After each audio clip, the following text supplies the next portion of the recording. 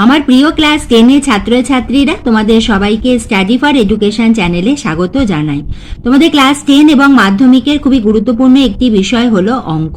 আজ আমি তোমাদের কাছে নিয়ে এসেছি তোমাদের মাধ্যমিক পরীক্ষার সিলেবাস, তোমাদের অঙ্কের সিলেবাস নিয়ে। প্রথমে আমি তোমাদের সিলেবাস বলে দেবো।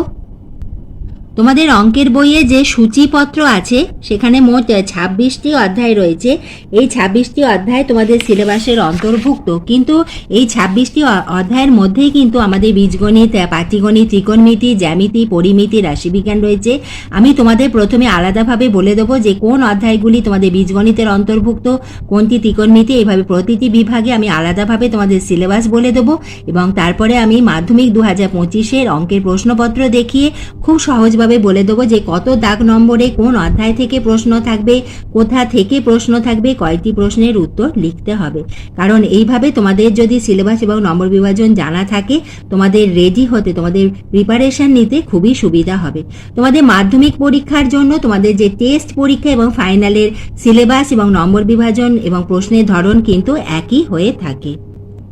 এর আগে আমি তোমাদের বাংলা এবং ভৌত বিজ্ঞানের একইভাবে সিলেবাস এবং নম্বর বিভাজন আলোচনা করে দিয়েছি, কারণ এই ভিডিওগুলো তোমাদের খুবই উপকারে আসবে। এইভাবে আমি তোমাদের ভিডিও দিতেই থাকবো। তুমি যদি চ্যানেলে নতুন হয়ে থাকো, স্টাডি ফর এডুকেশন চ্যানেলটিকে সাবস্ক্রাইব করে রেখো। তাহলে এসো প্রথমে আমরা দেখে নিই আমাদের সিলেবাসটি। তোমাদের বীজগণিতের অন্তর্ভুক্ত রয়েছে মোট 4টি অধ্যায়।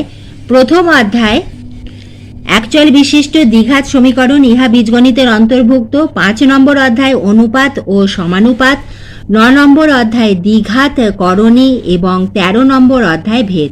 এই 4টি অধ্যায় তোমাদের বীজগণিতের অন্তর্ভুক্ত। এরপরে তোমাদের পাটিগণিতের অন্তর্ভুক্ত হলো 3টি অধ্যায়।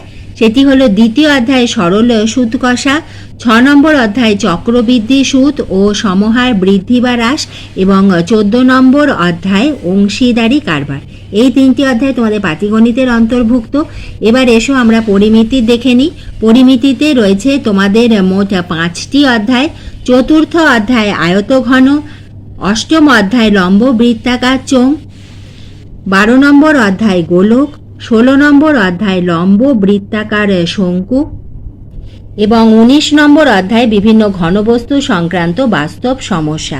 এই অধ্যায়গুলি তোমাদের পরিমিতির অন্তর্ভুক্ত। তোমাদের ত্রিকোণমিতির অন্তর্ভুক্ত মোট 4টি অধ্যায়। 20 নম্বর অধ্যায় ত্রিকোণমিতি কোণ পরিমাপের ধারণা, 23 নম্বর অধ্যায় ত্রিকোণমিতিক অনুপাত এবং ত্রিকোণমিতিক অভেদাবলী, 24 নম্বর অধ্যায় পুরকোণে ত্রিকোণমিতিক অনুপাত এবং 25 নম্বর অধ্যায় ত্রিকোণমিতিক অনুপাতে প্রয়োগ, উচ্চতা ও দূরত্ব। এই 4টি অধ্যায় তোমাদের ত্রিকোণমিতির অন্তর্ভুক্ত। তোমাদের রাশিবিজ্ঞানের অন্তর্ভুক্ত হলো 26 নম্বর অধ্যায়। সেখানে তোমাদের সিলেবাসে রয়েছে গড়, মধ্যমা, ওজাইফ এবং সংখ্যাগুরু মান। এবং আমাদের জ্যামিতির যে অধ্যায়, সেখানে আমাদের জ্যামিতির 2টি ভাগ আছে, একটি হলো উপপাদ্য এবং আরেকটি হলো সম্পাদ্য। প্রথমে আমরা দেখে নিই আমাদের উপপাদ্যের অধ্যায়গুলি। মোট 6টি অধ্যায় রয়েছে তোমাদের উপপাদ্যতে। জ্যামিতির উপপাদ্য হলো 3 নম্বর অধ্যায় বৃত্ত সম্পর্কিত উপপাদ্য, 7 নম্বর অধ্যায় বৃত্তস্থ কোণ সম্পর্কিত উপপাদ্য, 10 নম্বর অধ্যায় বৃত্তস্থ চতুর্ভুজ সংক্রান্ত উপপাদ্য, 15 নম্বর অধ্যায় বৃত্তের স্পর্শক সংক্রান্ত উপপাদ্য, 18 নম্বর অধ্যায় সদৃশতা এবং 22 নম্বর অধ্যায় পিথাগোরাসের উপপাদ্য। এগুলি হলো তোমাদের উপপাদ্যের অন্তর্ভুক্ত।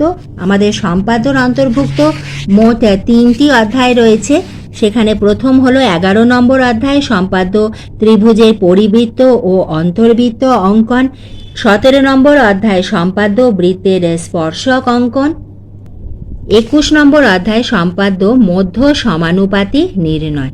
এই 3টি তোমাদের সম্পাদ্যের অন্তর্ভুক্ত। তাহলে তোমরা নিশ্চয়ই তোমাদের সিলেবাসটা বুঝতে পারলে। এবার আমি তোমাদের আলাদাভাবে প্রত্যেকটা দেখিয়ে দিচ্ছি, তোমরা যদি বোঝো স্ক্রিনশটও তুলে নিতে পারো। এই অধ্যায়গুলি তোমাদের বীজগণিতের অন্তর্ভুক্ত, এইগুলি পাটিগণিত। এইভাবে আমি লিখে রেখেছি, তোমরা স্ক্রিনশট তুলে নাও, তাহলে তোমাদের রেডি করতে খুবই সুবিধে হবে। এটি আমাদের জ্যামিতি, উপপাদ্য এবং সম্পাদ্য। তাহলে আশা রাখি তোমরা সিলেবাস বুঝতে পেরেছো।